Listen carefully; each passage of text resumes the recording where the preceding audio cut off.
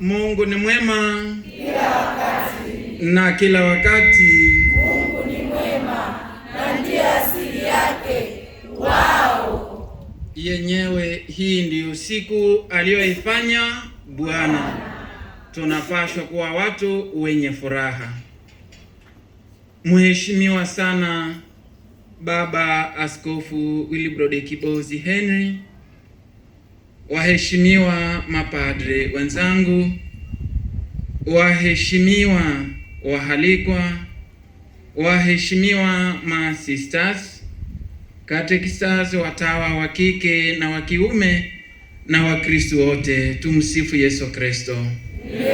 Amina. Kwa unyenyekevu, Mheshimiwa Baba Askofu, hii ni parokia ya Musisi na tuko katika kigango cha Mayamaya. Tunayo furaha kubwa sana mno kwa sababu tangu uwekwe askofu hatujawahi kuwa na wewe, na ndio maana unaona tuko na furaha kubwa sana, na kwa unyenyekevu na kuomba utuongoze katika misa takatifu. Karibu Baba Askofu. Kwa jina la Baba na la Mwana na la Roho Mtakatifu. Amina. Amani iwe kwenu.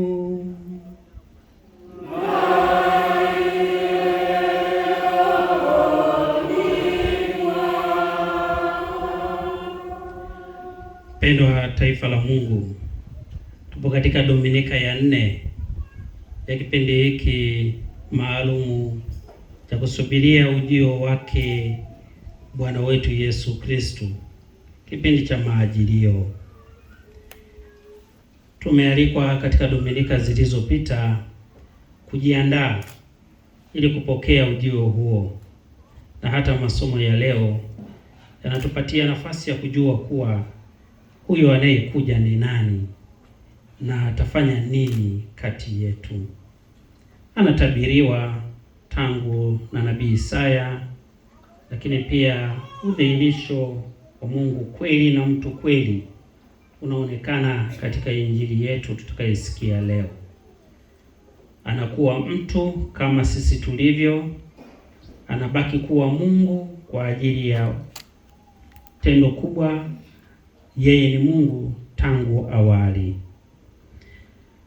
Dominika hii ya leo tunafurahi wote kwa pamoja na kuwa Dominika ya furaha ilikuwa iliyopita, lakini sisi tumeamua kama wana Msisi kuwa na furaha kubwa pia katika Dominika ya leo, kwa sababu Mungu amependa tufurahi Dominika hii ya leo. Tuungane na familia katika kumshukuru Mwenyezi Mungu kwa neema na baraka ambazo amewajalia katika familia hiyo, katika kazi, katika maisha, katika kila kitu ambacho wanakifanya. Na sababu hiyo tunakutana kwa pamoja hapa kumwambia Mungu asante kwa yote uliyoyatenda. Na tunaposema asante, tunasema asante pia tuwaombee ili waendelee vizuri, kuendelea kuiona sura ya Mungu katika maisha yao na katika kila wanalolifanya. Familia hii ni familia ya Philip Mpango. Kwa tunawashukuru kwa nafasi yao na tunazidi kusali na kuwaombea, tukiungana kwa pamoja katika Dominika hii, tukiri dhambi zetu tupate kustahilishwa kuadhimisha sadaka takatifu.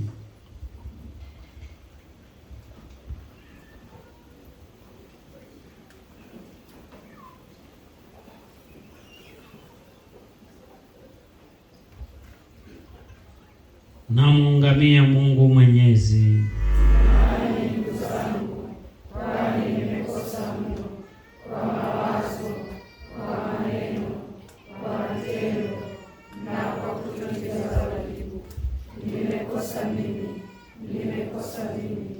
Nimekosa sana, ndiyo maana namuomba Maria mwenye heri, bikira daima, malaika na watakatifu wote, nanyi ndugu zangu, niombeeni kwa Bwana Mungu wetu. Mungu Mwenyezi atuhurumie, atusamehe dhambi zetu na atufikishe kwenye uzima wa milele. Amina.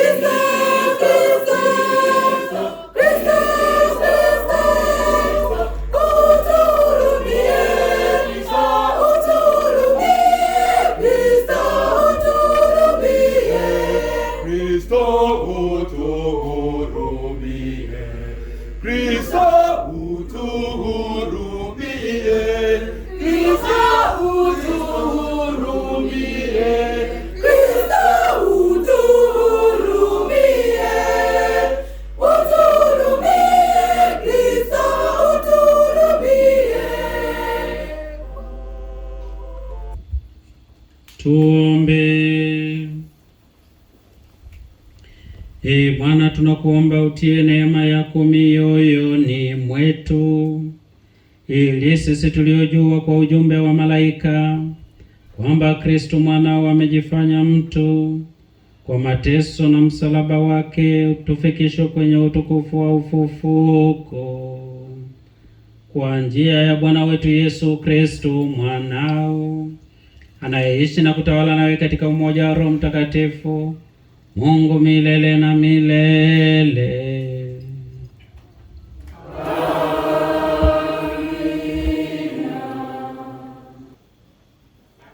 Somo la kwanza.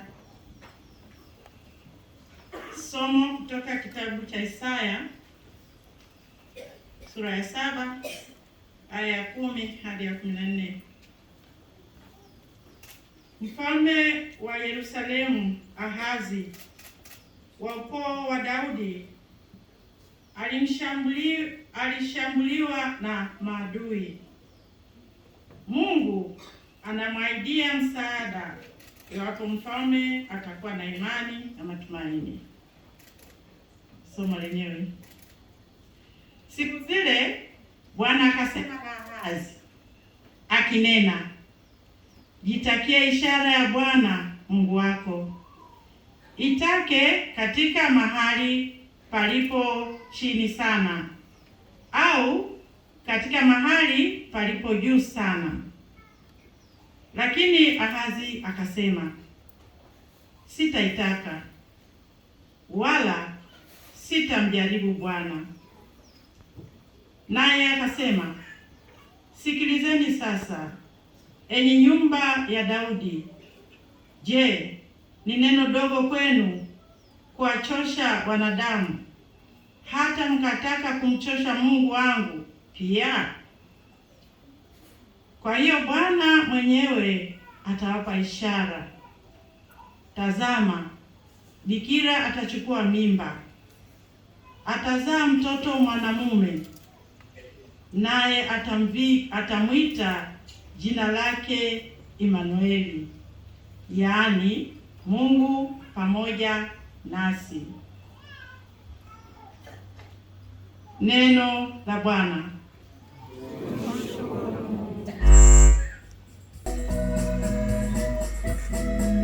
Mfalme mtukufu apate kuingia, ni mfalme mtukufu. Mfalme mtukufu apate kuingia, ni mfalme mtukufu. Nchi na vyote vijazavyo ni mali ya Bwana, dunia na wote wakaao ndani yake. Maana ameiweka misingi yake juu ya bahari, na juu ya mito ya maji aliithibitisha. Kiitikio: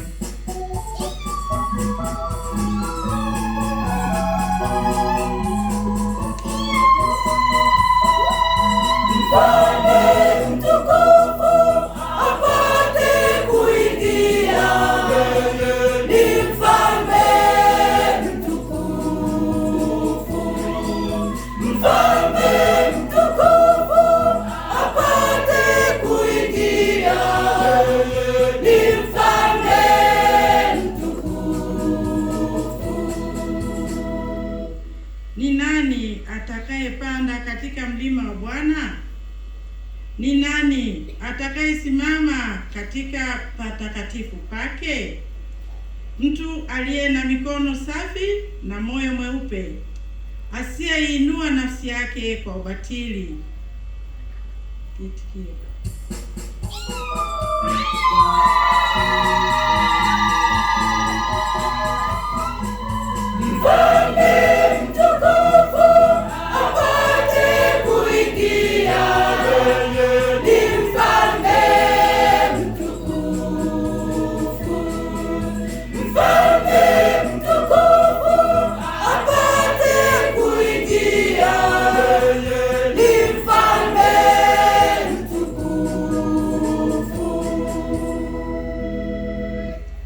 Atapokea baraka kwa Bwana na haki kwa Mungu wa wokovu wake. Hiki ndicho kizazi cha wamtafutao, wakutafuta uso wako, e Mungu wa Yakobo. Kiitikio.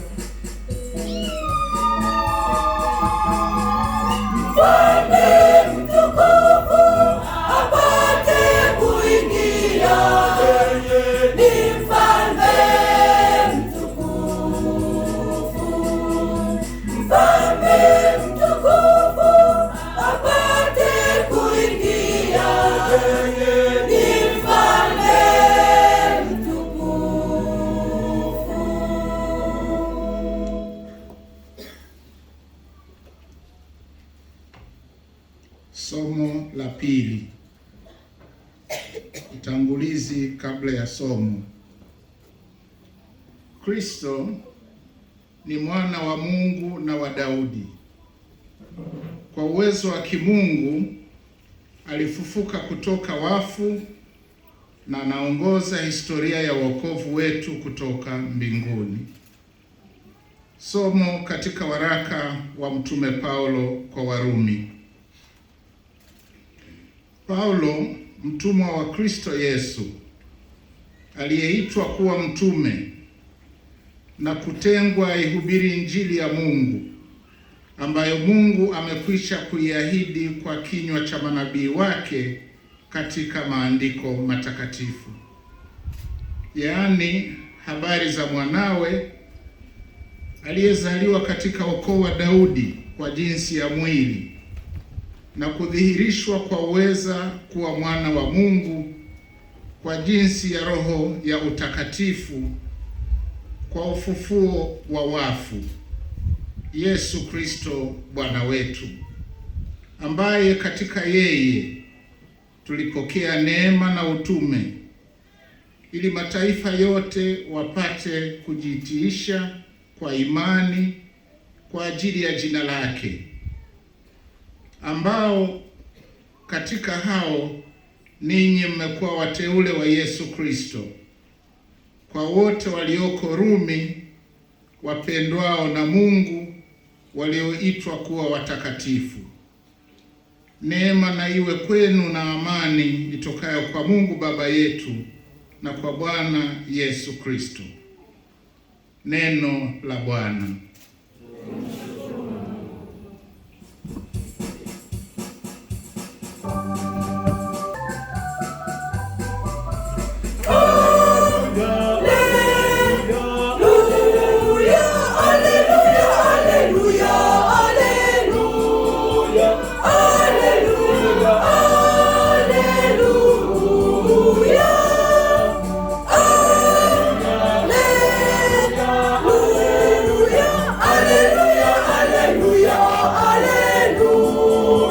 Hallelujah.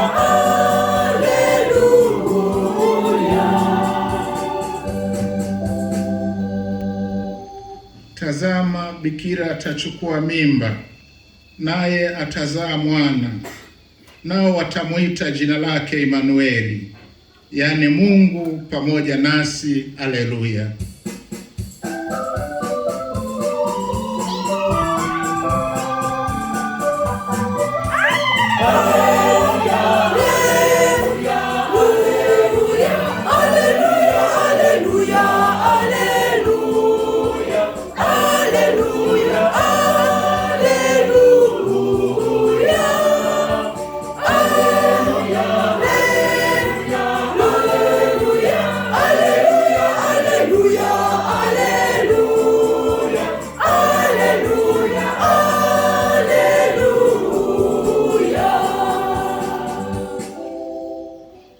Bwana awe nanyi.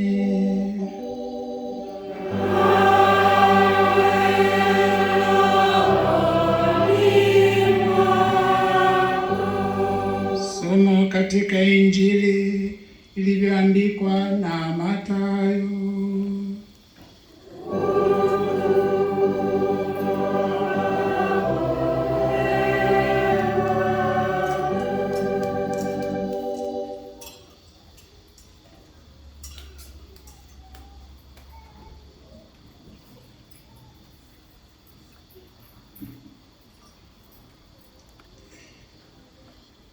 Kuzaliwa kwake Yesu Kristo kulikuwa hivi. Mariamu mama yake alipokuwa ameposwa na Yusufu, kabla hawajakaribiana, alionekana ana mimba kwa uwezo wa Roho Mtakatifu.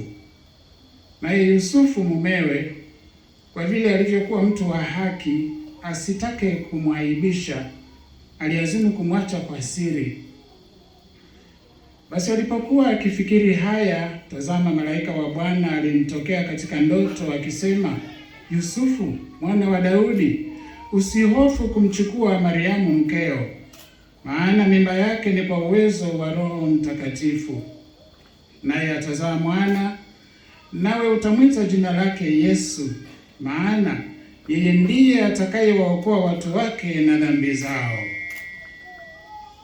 Hayo yote yamekuwa ili litimie neno lililonenwa na Bwana kwa ujumbe wa nabii akisema, tazama, bikira atachukua mimba, naye atazaa mwana, nao watamwita jina lake Imanueli, yaani Mungu pamoja nasi. Yusufu alipoamka katika usingizi, alifanya kama malaika wa Bwana alivyomwagiza, akamchukua mkewe.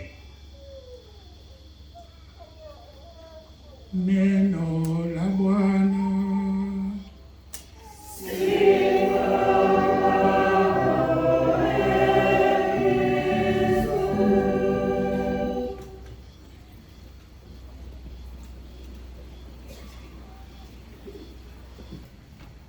Pendwa taifa la Mungu, tumesikia neno la Mungu katika Dominika hii ya 4 ya Majilio, ikigusia jambo la msingi kabisa la kumtambua huyu anayekuja ni nani. Na kwa maneno mafupi kabisa, anayekuja ni Mungu kweli na mtu kweli. Huyu tunayemsubiria azaliwe ni Mungu kweli na mtu kweli. Tunatambua wazi kuwa katika mafundisho yetu Kanisa Katoliki tuna Mungu mmoja katika nafsi tatu: nafsi ya Baba, Mwana na Roho Mtakatifu. Lakini huyu nafsi ya pili ana asili mbili: asili ya umungu wa kweli, lakini asili pia ya ubinadamu wa kweli. Nabii Isaya anapotoa utabiri wake miaka 700 na kidogo kabla Kristo hajazaliwa, anatuelezea mambo mazito kuhusiana na utabiri huu ambao alipenda kwa nafasi ya kwanza kabisa kumwonjesha huyu mfalme Ahazi. Ikumbukwe kuwa katika Israeli baada tu ya kifo cha Solomoni, watoto wake wakagawanyika, na hivi utawala ule uligawanyika katika sehemu mbili. Ulikuwepo utawala wa kaskazini ambao makao yake makuu yalikuwa kule Samaria, na ukawepo utawala wa kusini ambayo makao yake makuu yalikuwa Yerusalemu, na huku utawala wa huku uliitwa wa Yuda na ule wa kaskazini uliitwa wa Israeli. Sasa huku ambako Ahazi alikokuwa kulikuwa na makabila mawili tu. Makabila mengine 10 yalijigawa wenyewe yakakaa huko kaskazini. Na sasa hekalu lililokuwa linatumika lilikuwa moja, hekalu la Yerusalemu. Na kwa sababu wale wa kaskazini walio wengi wamejigawa, yambaki yale makabila mawili huko kusini, kilichofanyika walikuwa hawana mbadala wowote wa kuabudu, kutoa sadaka, kumshukuru Mungu, kufanya mambo yoyote yale mazito ya kiibada, ila wale wa kaskazini walipaswa kuja kusini. Na walipokuja kusini, tayari watu wa kusini waliwatumia wao kama kitega uchumi. Walipandisha bei za mifugo au ndege kama njiwa, walikuwa wanauzwa pale, kwa sababu kila mmoja alikuwa anaenda kutoa sadaka kutokana na uwezo wake. Lakini lilikuwa ni sharti lazima kutoa sadaka nzuri na inayouma. Sasa kama umejitahidi umepata ya kununua njiwa, unamchukua huyo njiwa ndio unaenda kumtoa sadaka katika hekalu la Yerusalemu.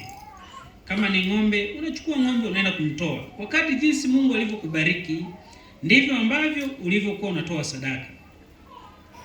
Lakini haya makabila huku Yuda sasa, yani kwenye haya makabila mawili ambako Ahazi alikuwepo, tayari walianza kuwatumia vibaya wale watu wa kaskazini. Walipandisha sana gharama za vitu na nini, jambo ambalo liliwapelekea sasa wale falme wa kaskazini kutaka kuliteka hekalu la Yerusalemu liwe lao. Na ili wafanye hivyo, wakawaomba mfalme wa Dameski kule Syria, akatoka kule ili aje wapigane vita, washinde, wachukue hekalu la Yerusalemu. Na nyakati hizo Ahazi, kwa ulevi wa madaraka na jinsi alivyokuwa, alijisahau, akaanza kuabudu miungu ya uongo, akaanza kuwa sio mtu wa kweli, na mambo mengi yaliharibika katika mikono yake.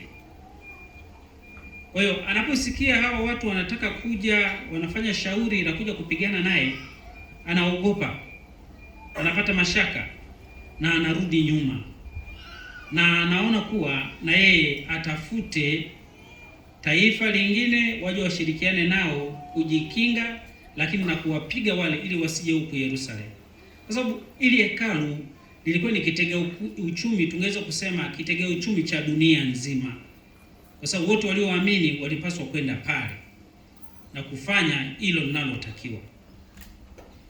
Sasa wakati huo ndipo ambapo Mungu sasa anamtuma nabii Isaya na anamwambia Ahazi asiogope, atulie, Mungu atakuwa pamoja na yeye, asiombe majeshi nje wala mtu wa kushirikiana naye katika kupigana vita.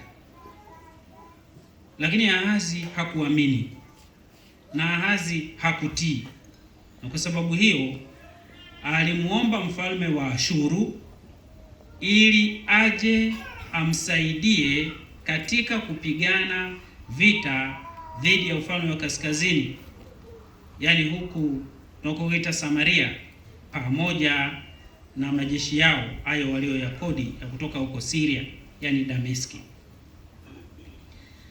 Jambo hilo likarudia kwa mara ya pili. Nabii Isaya akamwendea akamwambia, kwa nini hutaki kuamini anachokwambia Mungu?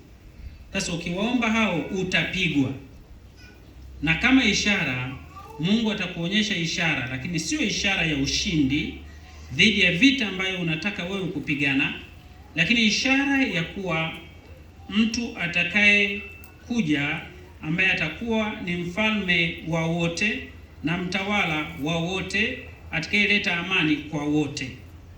Ndio somo hili sasa linapoingia leo, linalotuambia kuwa nabii Isaya anatabiri kuwa juu ya ujio wa mwanamke ambaye atazaa mtoto wa kiume, na huyo mtoto ataitwa Emanueli. Mwanamke huyu anayetajwa hapa ni Mama Bikira Maria. Mtoto huyu wa kiume anayetajwa ni Bwana wetu Yesu Kristo, na ambaye ndiye mfalme wa haki, mfalme wa amani, ambaye anakuja kuwarudishia watu matumaini baada ya kupotea. Sasa hii ishara inapotolewa, Ahazi anakosa nguvu, lakini ishara hii inatukumbusha kuwa mtoto huyo ni wa kiume na atazaliwa. Kwa hiyo habari ya ubinadamu wa Kristo unaanza kutajwa na somo hili la nabii Isaya.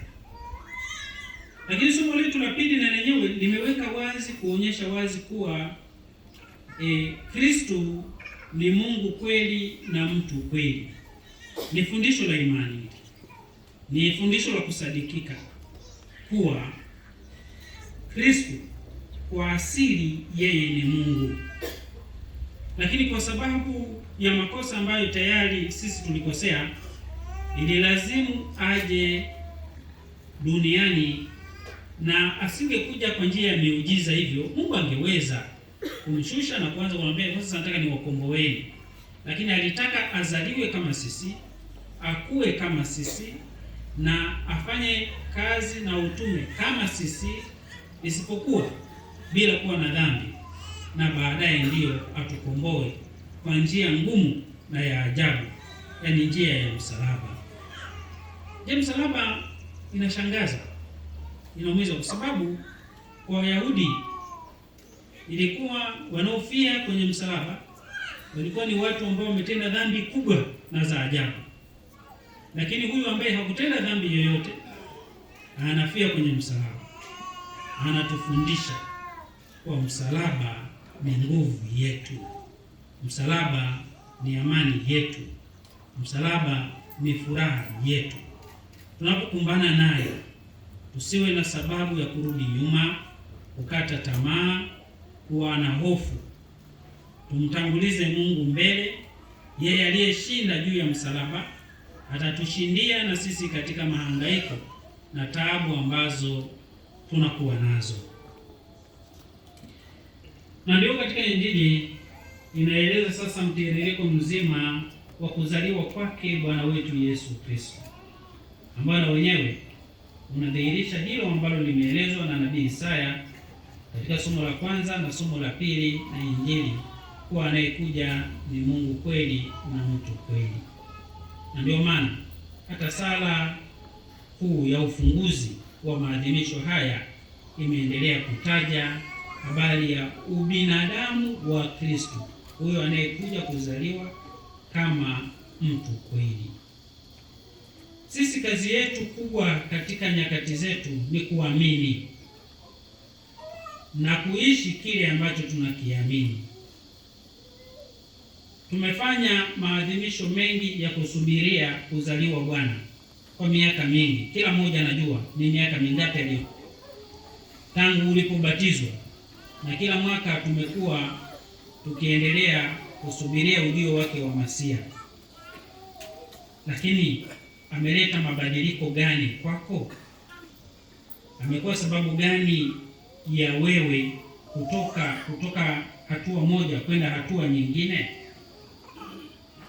Tunaitwa na kuhimizwa kuwa matukio haya yatubadilishe, matukio haya yatufanye tuwe wema, tuwe wazuri zaidi, tuachane na ubinadamu wa kale, yaani wa dhambi, kuingia katika ubinadamu mpya, yaani wa kuishi katika neema ambayo inaletwa na Kristo aliyezaliwa.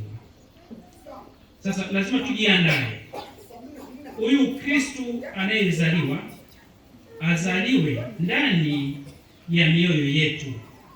Mungu anaita pango la moyo wangu, azaliwe ndani ya pango la moyo wangu, anifundishe kupenda, anifundishe kusamehe, anifundishe kujali, anifundishe kuamini, anifundishe kutoa, anifundishe kuwa karibu na wahitaji. Tukimpokea katika msingi hiyo, ataendelea kuwa faraja kwetu, amani kwetu, nguvu kwetu na upendo wa pekee kwetu. Lakini tukimpokea kama Yesu wa historia, kama Masia wa historia, ambaye kila mwaka tunasherehekea na kuondoka, haachi alama yeyote kwetu. Na asipoacha alama, Ukristo wetu una mapungufu. Kwa nini tuendelee kufanya novena, tuendelee kusali, kama hiki ambacho tunakiomba mwaka hata mwaka hakiachi alama ndani ya maisha yangu? Kwa leo tunapokuwa katika Dominika hii ya mwisho kabla ya fumbo hili, tuone kuwa tumejiandaaje. Maadilio ya mwaka huu yameacha alama gani kwangu mimi, na yataacha alama gani katika Ukristo wangu mbele yangu? Kwa jambo jema na la kupendeza sana, na tumkaribishe huyo Ukristo afanye makao ndani yetu. Mwanzoni nimewaambia na kuwakumbusha jinsi ambavyo hekalu la Yerusalemu watu walivyokwenda kumshukuru Mwenyezi Mungu. Leo hii Yerusalemu ni hapa tulipo. Kanisa mahalia ndiyo Yerusalemu yetu, kwa sababu ndio sehemu pekee tunayoenda kumwambia Mungu shida zetu. Ndio sehemu pekee tunaenda kumwambia Mungu shukrani zetu. Ndio sehemu pekee tunaenda kukutana na Mungu anayesema ndani ya mioyo yetu na kutuletea mabadiliko. Ndio maana katika siku hii ya leo, mwenzetu mmoja na familia wameamua kuja Yerusalemu hii ya hapa Mayamaya na kumwambia Mungu asante. Asante kwa maisha, asante kwa kazi, asante kwa utume, asante kwa kila kitu. Ni fundisho hili. Sisi pia tumejaliwa haya mema mengi. Tumewahi kurudi katika Yerusalemu yetu na kumwambia asante. Watu walitoka Samaria na huko ya Galilaya, huko Dameski, Syria, wapi, wakaja Yerusalemu kumshukuru Mwenyezi Mungu. Tunaambiwa kwa pande zote za dunia.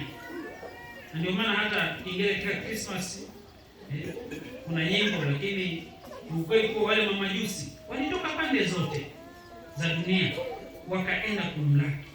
Kile walikwenda kule huko Bethlehem, ndio iko ndani ya Yerusalemu. Sisi tunapata fursa hizo.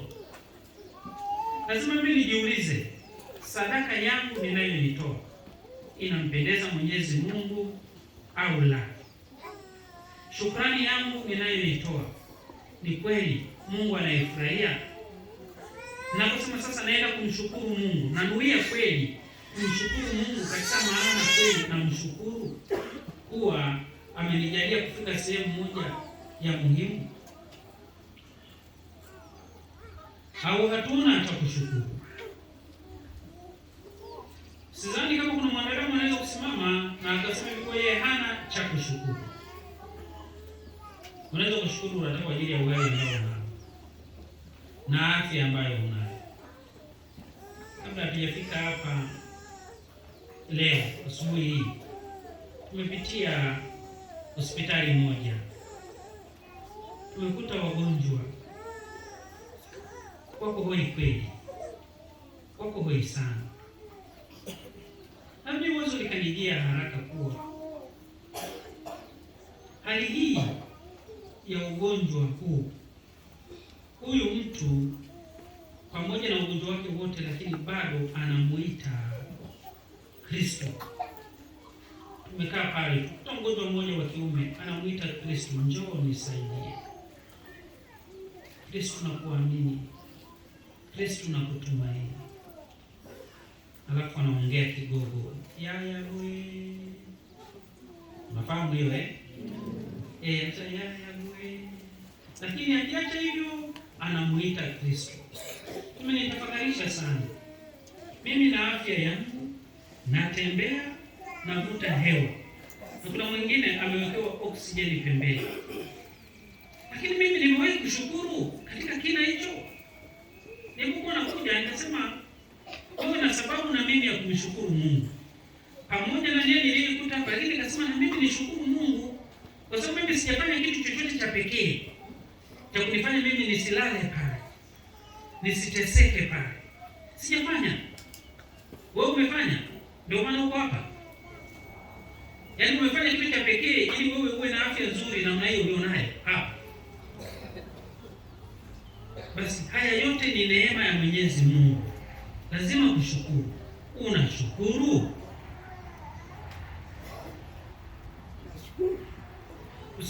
Tusichukulie mambo kiurahisi tu, kuwa tumelala tumeamka ni kwa ajili ya nguvu zetu, ujanja wetu, mafanikio yetu na akili zetu, au ni kwa sababu ya kile kitanda kizuri ulichokinunua ndio maana umelala vizuri na kuamka vizuri. Mmoja kati ambaye tumemkuta hapo hospitali ana kitanda kizuri, mimi namfahamu kizuri kweli, lakini kakiacha. Amepimiwa kitanda cha hospitali, na katika hali hiyo bado anamuita mama yake, yaya wewe ni nani? Lakini akimaliza kusema hivyo, tumaini kubwa nalo, Kristo njoo nisaidie, itoshe leo, njoo nisaidie. Niwaalike sana wanamsisi kuwa na moyo wa shukrani kwa Mungu wetu, shukrani iliyo nzuri, shukrani inayogusa moyo wa Mungu, inayotulia, inayotoka katika kina kabisa. Tunapofanya shukrani tufanye hivyo. Lakini sio hilo tu, lakini pia hata tunapotoa sadaka, tutoe sadaka. Kwanza ndio sadaka ni kitu ambacho wewe kinakuuma. Huwezi kutoa sadaka kitu ambacho ni mabaki. Huwezi kutoa sadaka kitu ambacho huwezi kununua kitu chochote. Kwa maana makanisa mengine watu wanalaumu, lakini wamefunga, wamesema yuko hawataki tena. Wameweka sehemu ambayo sarafu haiwezi kuingia kwenye kile chombo cha sadaka. Na ukiingia ikisikika, watu wote wanakuangalia, wamebadilika. Sisi hali yetu ikoje? Tujitahidi sana. Tujue kuwa umoja wetu, mshikamano wetu, nguvu yetu ya imani inatutegemea sisi wenyewe na wala sio watu wengine. Tukiwapata wengine wakitusaidia, tumshukuru sana Mungu kwa ajili yao pia. Lakini mimi mwenyewe ndiye ambaye natakiwa kulisimamisha kanisa la Msisi. Mimi ndio nayetakiwa kusimamisha kigango cha Mayamaya. Mimi ndio nayetakiwa kuisimamisha familia yangu kiroho na kiimani, isimame jumuiya zangu na kadhalika. Tumsifu Yesu Kristo.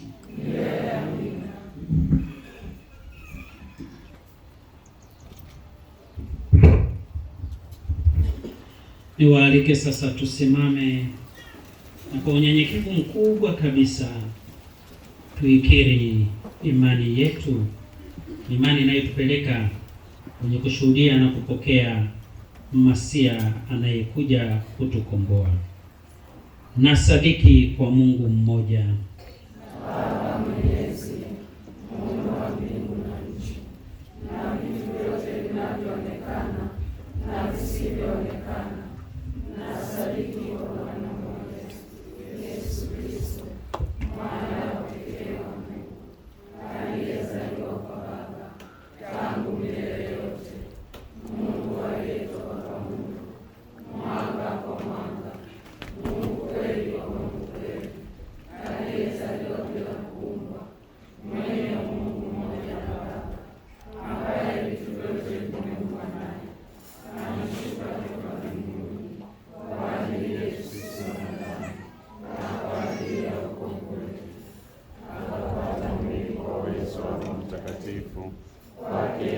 Bikira Maria akawa mwanadamu, akasulubiwa kwa ajili yetu sisi kama kwanza ya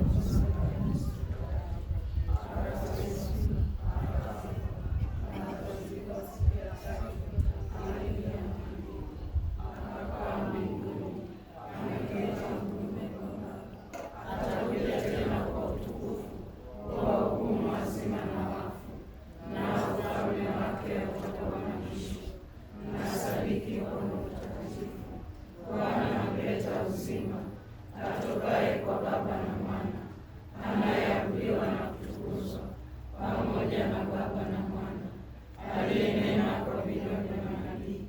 Nasadiki kwa kanisa moja takatifu Katoliki la mitume, naungama ubatizo mmoja wa maondoleo ya dhambi, nangojea na ufufuo wa wafu na uzima wa milele ijayo. Amen.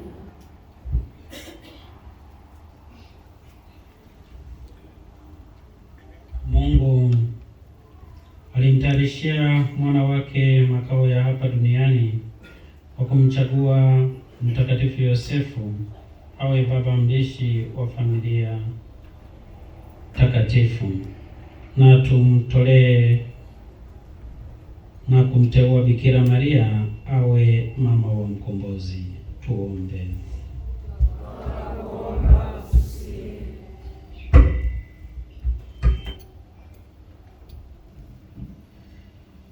Utusaidie kupokea kazi na wajibu ambazo umetukabidhi tutimize, e Bwana. Tunakuomba utusikie. Uwajalie akina baba wa familia ukarimu wa baba mlishi Yosefu katika kuyaangalia mahitaji ya familia zao, e Bwana. Tunakuomba utusikie. Waamshe akina mama wa familia kutimiza vyema kazi ya kuwalea watoto wao, kuwatunza na kuwaongoza katika njia ya imani, e Bwana. Tunakuomba utusikie. Utupe sisi sote neema za kuitikia mwito wetu tuliopangiwa, tuufuate kwa uaminifu, e Bwana. Tunakuomba utusikie. Utupe moyo wa kuwatunza wazee wetu, kuwasaidia maskini na kuwatayarisha wote wasiojiweza misaada ya kuyafanya maisha yao mazuri, e Bwana. Tunakuomba utusikie. Wakumbushe watu waliopewa wadhifa kutimiza mamlaka yao kwa manufaa ya watu waliokabidhiwa, e Bwana. Tunakuomba utusikie.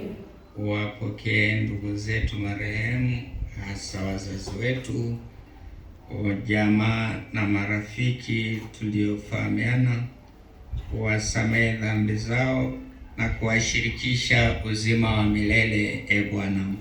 Tunakuomba utusikie. Mungu mwenyezi na wa milele, unawaokoa watu wote na unataka asipotee hata mmoja. Usikilize sala za watu wako na ulijalie ili mwendo wa dunia uongozwe kadiri ya mpango wako wa amani kwetu, na kanisa lako lifurahie moyo wa uchaji na utulivu, kwa njia ya Kristo Bwana wetu. Amen.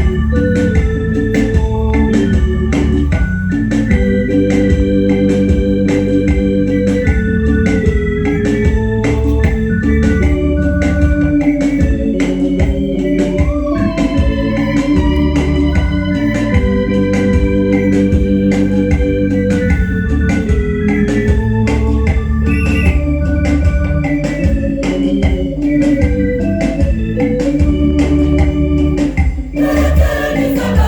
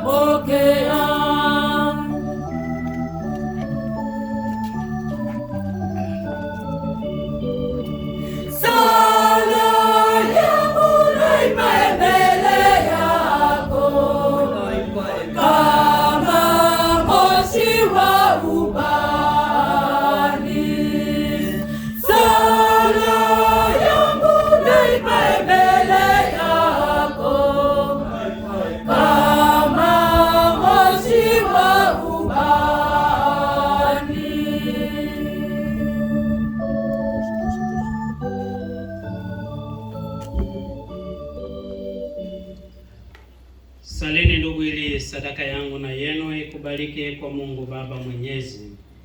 Bwana apokee sadaka mikononi mwako kwa sifa na utukufu wa jina lako, na pia kwa tafadhali sisi na kwa sadaka takatifu. Ee Bwana, Roho yule ambaye kwa uwezo wake Maria mwenye heri alipata mimba, vitakase vipaji vyetu tulivyokuwekea juu ya altare yako, kwa njia ya Kristo Bwana wetu.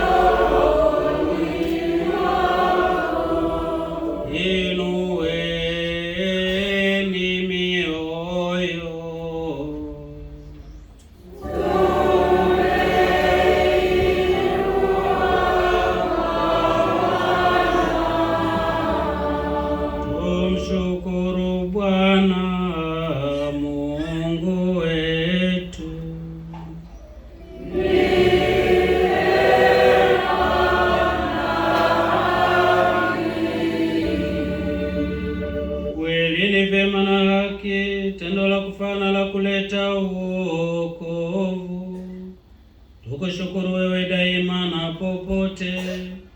Ee Bwana Baba uliye mtakatifu, Mungu mwenyezi wa milele, kwa njia ya Kristo Bwana wetu, yeye ambaye alitabiriwa na maaguzi ya manabii wote, Mama Bikira alimchukua kwa upendo mkubwa, na Yohane Mbatizaji alishangilia kuja kwake na kumtambulisha alipofika. Yeye aliyetujalia kungojea kwa furaha fumbo la kuzaliwa kwake, hatukute tukikesha katika sala na tukimshangilia kwa nyimbo za kumsifu.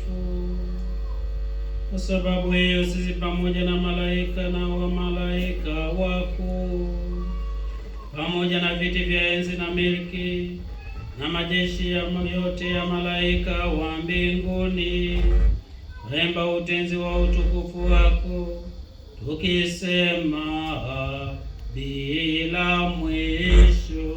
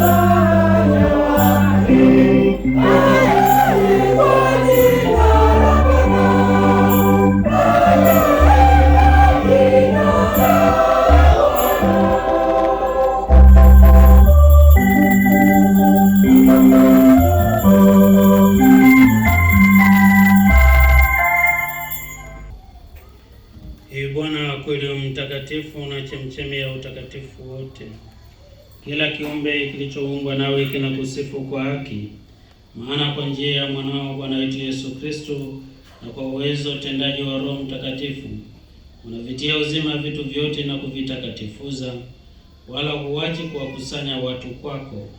Ilitoka mawio ya jua hata machweo yake, dhabihu safi itolewe kwa jina lako. Basi Bwana, tunakusihi kwa unyenyekevu vipaji hivi ambavyo tumekutolea, ili uvitakase, upende kuvitakatifuza kwa Roho huyo huyo, ili viwe mwili na damu ya mwanao Bwana wetu Yesu Kristo, aliyetuamuru tuadhimishe mafumbo haya. Maana yeye mwenyewe usiku ule alipotolewa, alitwaa mkate na akishukuru aliubariki, akaumega na akawapa wafuasi wake akisema, twaeni mle nyote, huu ndio mwili wangu utakaotolewa kwa ajili yenu.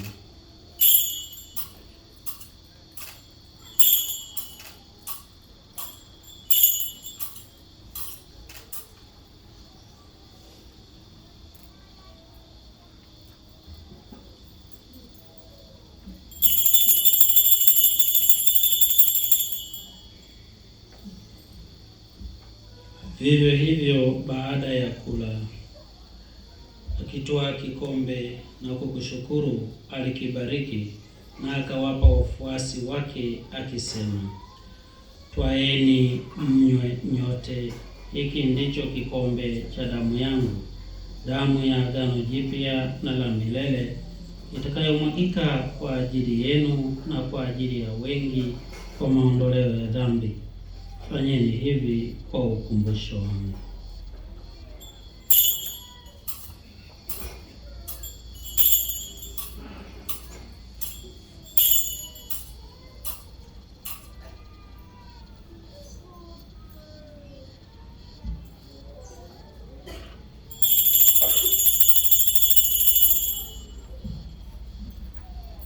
Fumbo la imani.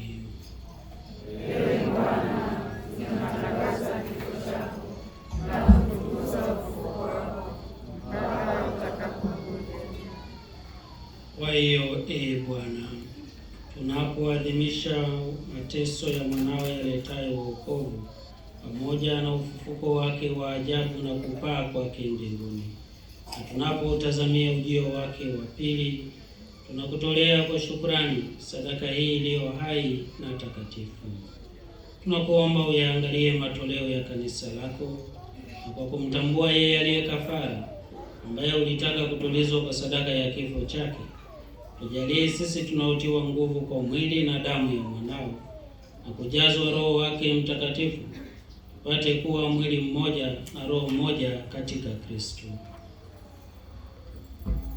Yeye atufanye sisi tuwe kwako sadaka timilifu ya milele, ili tuweze kupata urithi pamoja na wateule wako, kwanza kabisa pamoja na Bikira Maria mwenye heri, mama wa Mungu, na Mtakatifu Yosefu mume wake huyu bikira, na mitume wako wenye heri, na mashahidi wako watukufu, na watakatifu wote ambao tunategemea kupata daima msaada wa maombezi yao mbele zako.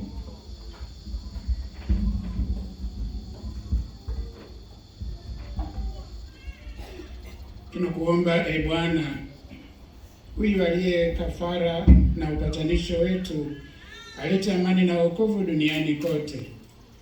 Upende kuliimarisha katika imani na mapendo kanisa lako linalosafiri hapa duniani, pamoja na mtumishi wako Baba Mtakatifu wetu Leo na askofu wetu Beatus na msaidizi wake Henry, pamoja na maaskofu wote, waklero wote na watu wote wanaowafanya kuwa taifa lako.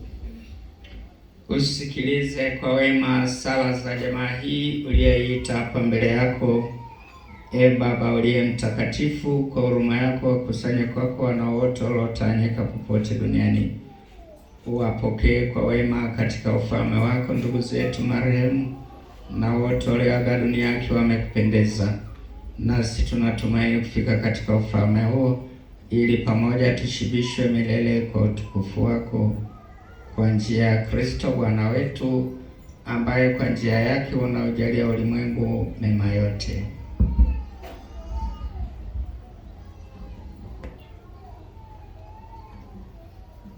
Kwa njia yake na pamoja naye na ndani yake, wewe Mungu Baba Mwenyezi, katika umoja wa Roho Mtakatifu, unapata heshima yote na utukufu milele na milele.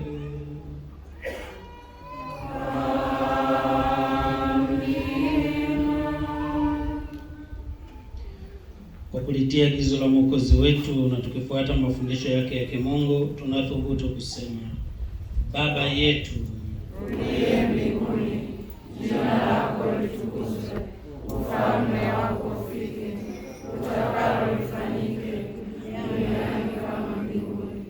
Utupe leo mkate wetu wa kila siku, utusamehe makosa yetu kama tunavyowasamehe na sisi waliokosea, usitutie katika kishawishi, lakini utuokoe maovu. Bwana, tunakuomba utuokoe katika maovu yote, utujalie kwa wema amani maishani mwetu, kusudi kwa msaada wa huruma yako tuokolewe daima na dhambi, wala tusifadhaishwe na jambo lolote, tunapotazamia tumaini lenye heri na ujio wa Mwokozi wetu Yesu Kristo. Kwa kuwa ufalme ni wako na nguvu na utukufu hata milele. Ee Bwana Yesu Kristo, uliwaambia mitume wako, amani na waachieni, amani yangu na wapa, usizitazame dhambi zetu, ila tu imani ya kanisa lako. Pende kulijalia amani na umoja kama yalivyo mapenzi yako, naishi na kutawala milele na milele. Amina. Amani ya Bwana iwe daima nanyi.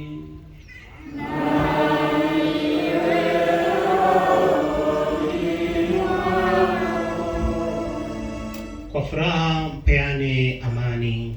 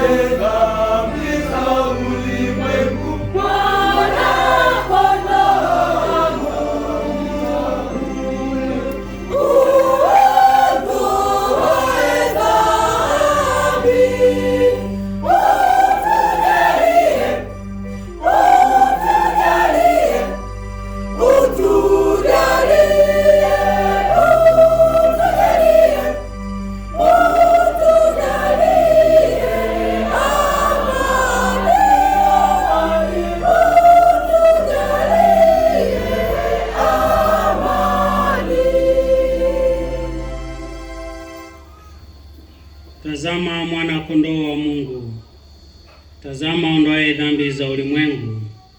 Heri hao walioalikwa kwenye karamu ya mwana kondoo. Ee Bwana, sistahili uingie kwangu, lakini sema neno tu na roho yangu itapona.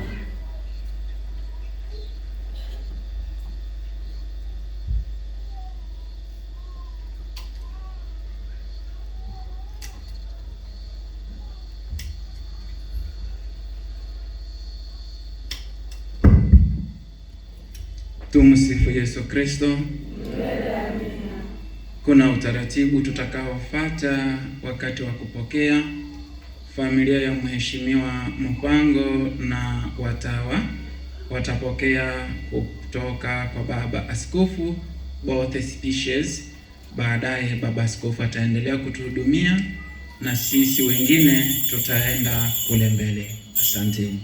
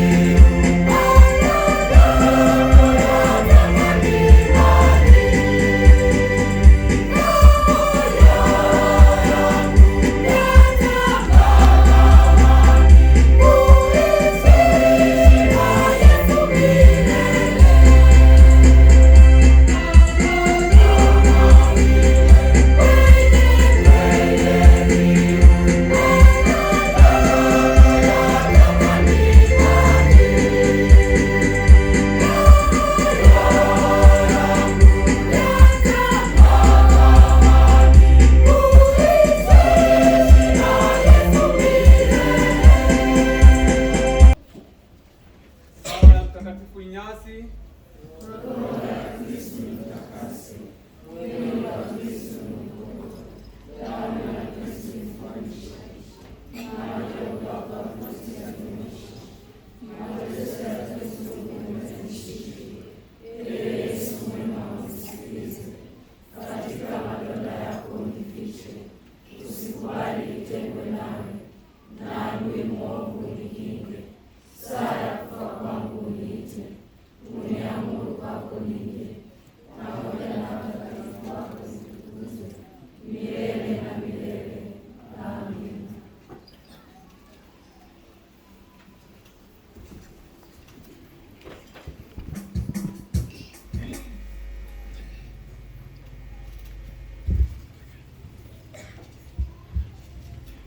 Tuombe. Ee Mungu Mwenyezi, tumekwisha pokea amana ya ukombozi wa milele. Tunakuomba jinsi inavyokaribia hivyo sikukuu iletayo wokovu, hivyo zizidi bidii za ibada yetu, tupate kuliadhimisha vyema fumbo la kuzaliwa kwake mwanao anayeishi na kutawala milele na milele.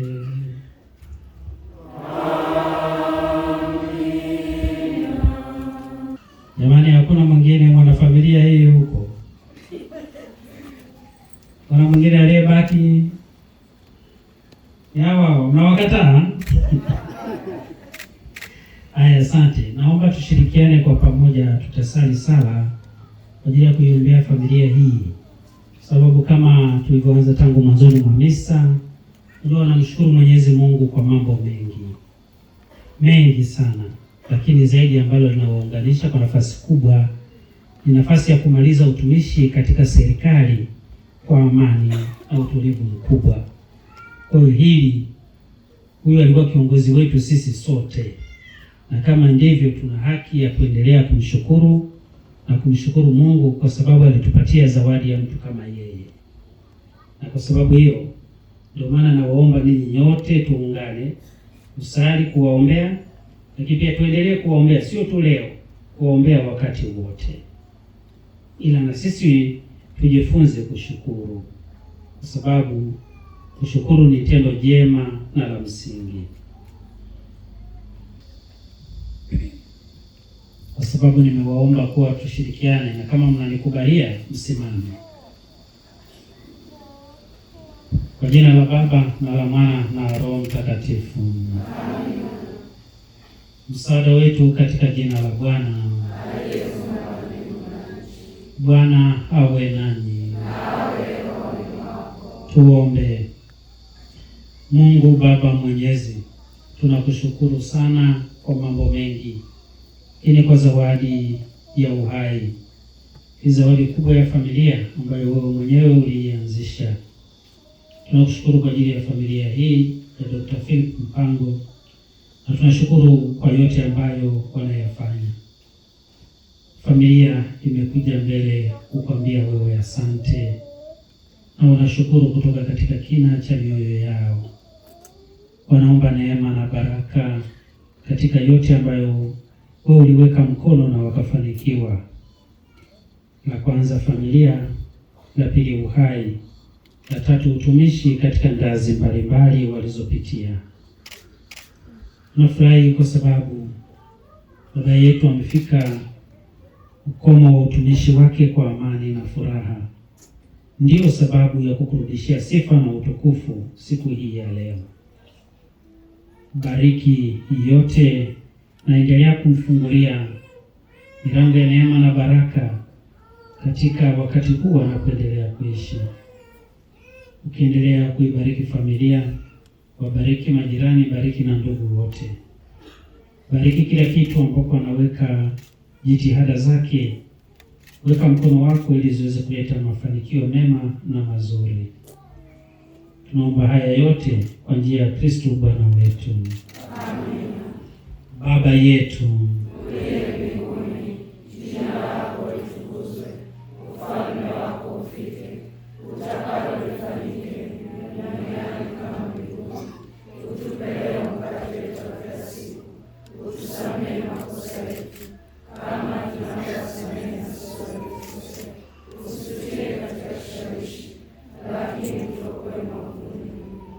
Salamu Maria, umejaa neema, Bwana yu nawe, umebarikiwa kuliko wanawake wote, na Yesu mzao wa tumbo lako amebarikiwa. Maria Mtakatifu, mama wa Mungu, utuombee sisi wakosefu, sasa na saa ya kufa kwetu. Amina. Tukuzwe Baba na Mwana na Roho Mtakatifu, kama mwanzo na sasa na siku zote na milele. Amina. Bwana awe nanyi. Na awe rohoni mwako.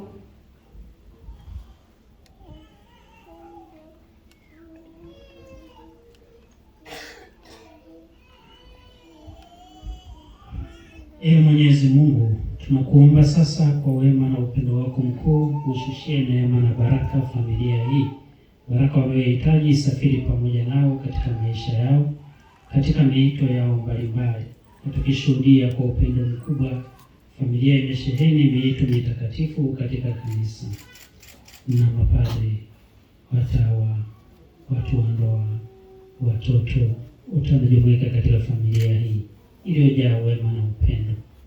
Na baraka yako wewe Mungu Mwenyezi, ya Baba na Mwana na Roho Mtakatifu ishuke katika familia hii na kukaa nao daima na milele. Amen.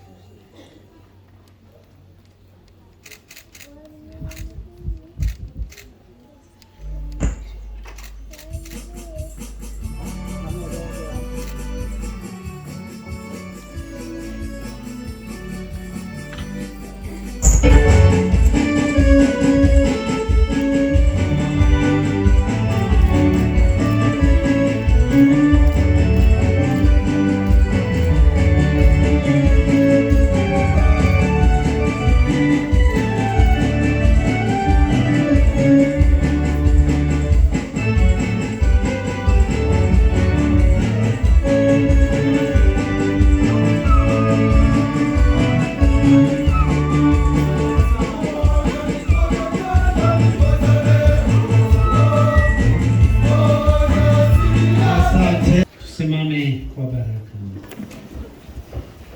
Bwana awe nanyi.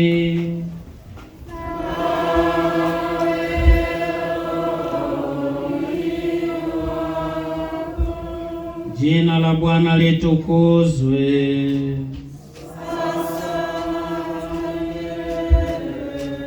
Msaada wetu katika jina la Bwana.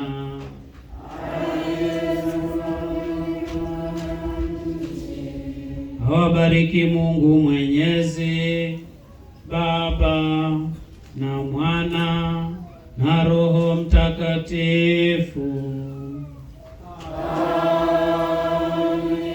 Amina. Nendeni na